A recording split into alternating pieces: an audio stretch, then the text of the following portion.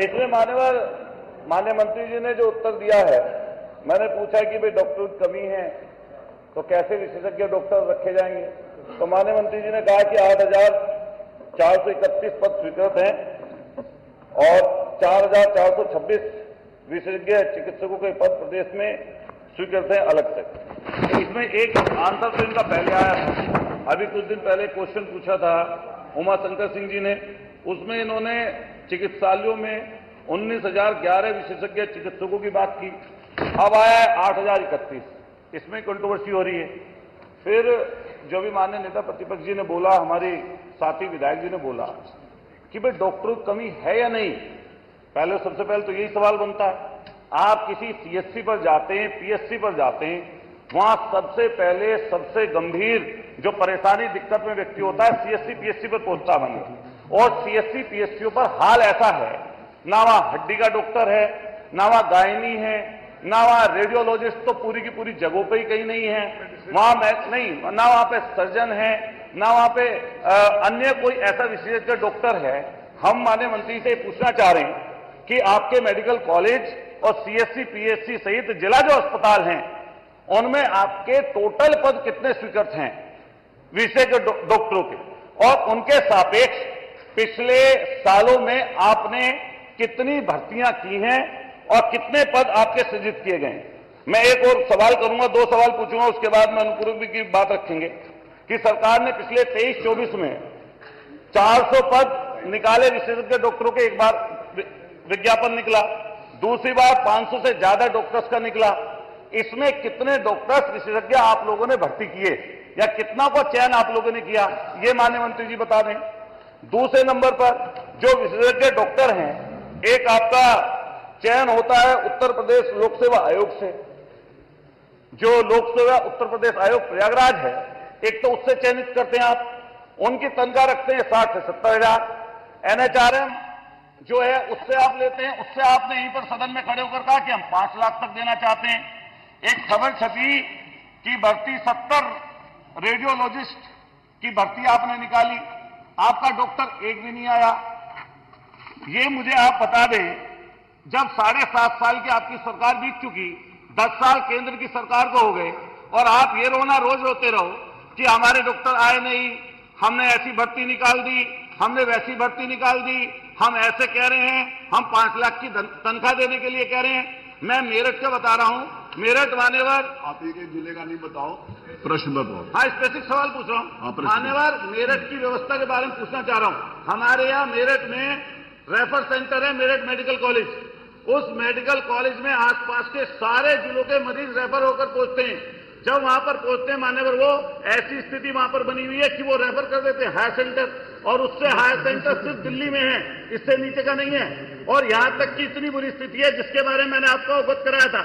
माननीय अध्यक्ष जी, आपकी परमिशन से कहना चाहता हूं, माननीय मंत्री से मैं व्यक्तिगत रूप से मिला, और मिलने के बाद में मैंने अपने सीएससी फलावदा का जिक्र किया कि सीएससी को चले हुए 4 साल हो गए, वहां पर गायनी तक नहीं है। माननीय मंत्री जी ने आदेशित कर दिया, प्रश्न करोगे मैं मिला कि नहीं मिला, माननीय मंत्री जी ने आदेशित कर दिया, आज तक आपके कहने पे वहां पर एक डॉक्टर सीएमओ ने वहां पर नियुक्त नहीं किया, तो हम कैसे जानेंगे कि मंत्री जी आपका इकबाल बुलंद है? आपका इकबाल मुझे लग रहा है या तो दिल्ली पहुंच गया या प्रधान, आप प्रश्न पे आइए सीधा प्लीज। मैं पूछना चाहता हूं साफ स्पष्ट, जो आपने सीधा प्रश्न करिए, निकाला, मैं स्पष्ट पूछ रहा हूं, सीधा प्रश्न करिए, सवाल पूछ रहा हूं, हाँ। सीधा आप स्पष्ट बता दीजिए कि आपने पिछले सालों में जब से आप मंत्री बने स्वास्थ्य विभाग के, कितने विज्ञापन निकाले विशेषज्ञ डॉक्टरों के, और उनके सापेक्ष आपने कितने डॉक्टरों की भर्ती की?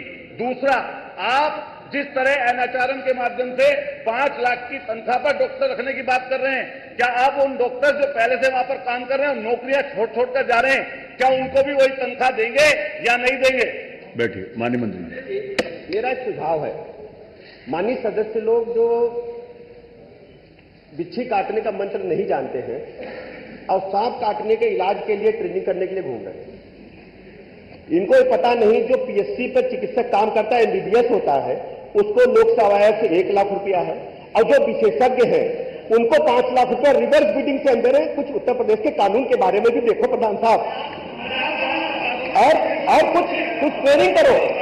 उसके बाद अध्यक्ष जी, इनको पता होना चाहिए दोनों चिकित्सकों में अंतर होता है। सबसे बड़ी बात है कि आपने पूछा हमसे है कि अभी तक हमने कितने चिकित्सकों को नियुक्त किया, कितने कार्यरत हैं। हम पूरा बता रहे, पूरी सूची आपके सामने रख दे रहे हैं। प्रांतीय चिकित्सा स्वास्थ्य सेवा संवर्ग के हमारे पास कुल नियमित पदों की संख्या हमारे पास 19,656 है। प्रदेश में हमारे पास नियमित जो कार्यरत चिकित्सक हैं वो 11,123 है।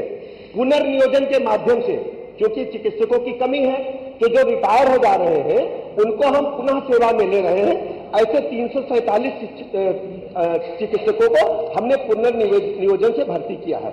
वॉक इन इंटरव्यू से हमने 496 चिकित्सकों को भर्ती किया है। इसके अलावा वॉक इन इंटरव्यू के माध्यम से अभी जो तत्काल हमने नियुक्त किया है वैसे 404 चिकित्सक हैं। एनएचएम के माध्यम से कार्यरत चिकित्सकों की कुल संख्या 2,299 है। देखिए, प्रदेश में विशेषज्ञ चिकित्सकों के कुल स्वीकृत पद 8,431 है। जिला चिकित्सालयों में स्वीकृत विशेषज्ञ चिकित्सकों के कुल पदों की संख्या 4,426 है। जिला चिकित्सालयों में कार्यरत विशेषज्ञ चिकित्सकों की संख्या 2,123 है। पुनर्नियोजन के माध्यम से 226 है। वॉक इन इंटरव्यू के माध्यम से 187 है। एनएचएम के माध्यम से 383 है। इस प्रकार कुल विशेषज्ञ चिकित्सक हमारे पास 2,919 है। इसके अतिरिक्त विशेषज्ञता से जो जनपद स्तर पर जो मानक है, हर हमारे पास जो प्रसूत रोग सहायक अध्यक्ष जी 1167 है। निश्चेतक हमारे पास 1428 है। बाल रोग चिकित्सक हमारे पास 1529 है। रेडियोलॉजिस्ट हमारे पास 150 है। पैथोलॉजिस्ट 175 है। जर्नल सर्जन 1,427 है। जर्नल फिजिशियन 1,387 है।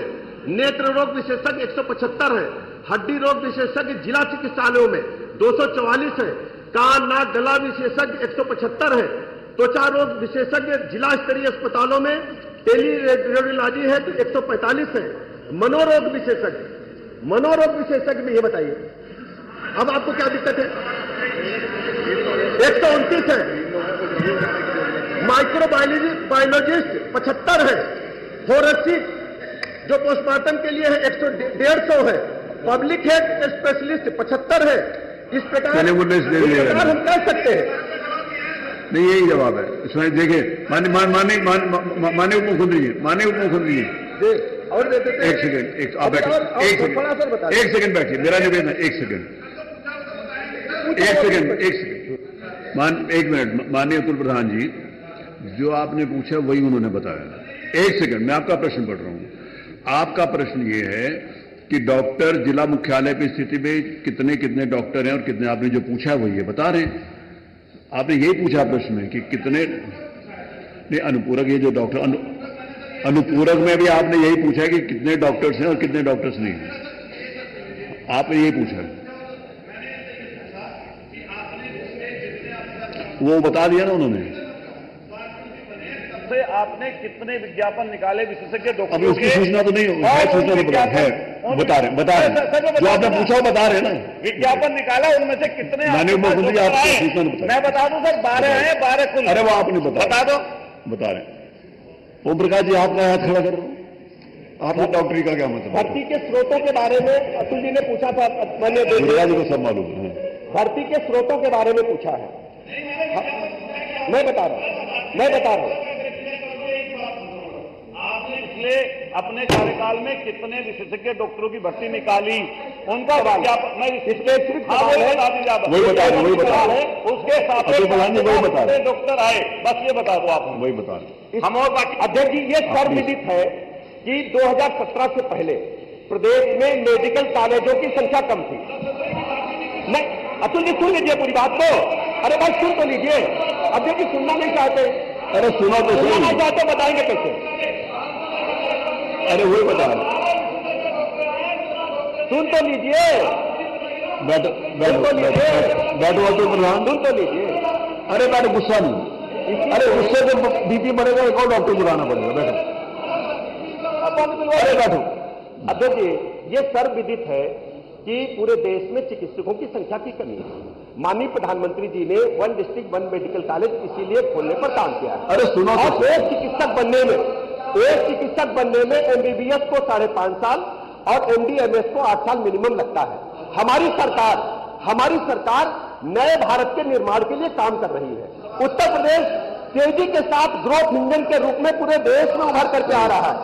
और अरे वो सही कह रहे हैं, डॉक्टर 8 साल बनेगा तब भर्ती होगा, नहीं बनेगा तो भर्ती कहां से कर देंगे?